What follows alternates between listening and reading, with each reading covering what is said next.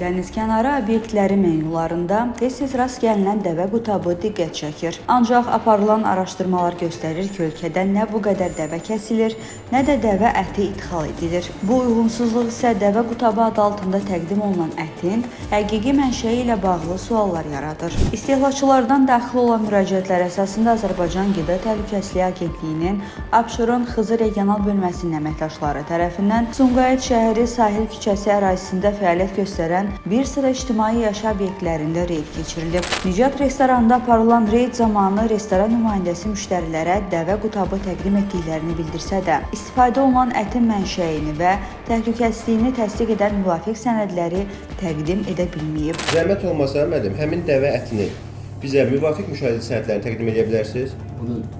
Sənədlərini. Onu yenə yox. Reyd zamanı Race Time restoranı nümayəndəsi isə bildirib ki, əvvəlki dövrlərdə yoxlamaq məqsədi ilə az miqdarda dəvə əti alınıb, lakin hazırda bu ət növündən istifadə edilmir. Onun sözlərinə görə, menyuda dəvə qutabı adı qalmasına baxmayaraq, bu məhsul artıq uzun müddətdir ki, müştərilərə təqdim olunmur və sifariş vermək istəyənlərə xidmətin dayandırıldığı barədə məlumat verilir.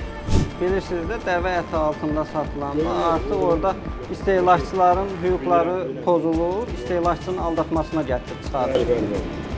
Öyle bir şey olamaz.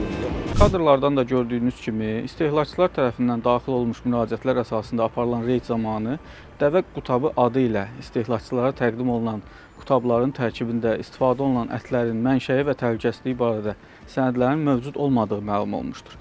Bu da istehlakçıların hüquqlarının pozulmasıdır. Aşkar olunmuş faktlarla bağlı qanunvericiyə müəyyən olunmuş məsuliyyət tədbirləri görüləcəkdir. Qanunsuz halların qarşısının alınması istiqamətində nəzarət tədbirləri və yoxlamalar davam etdirilir.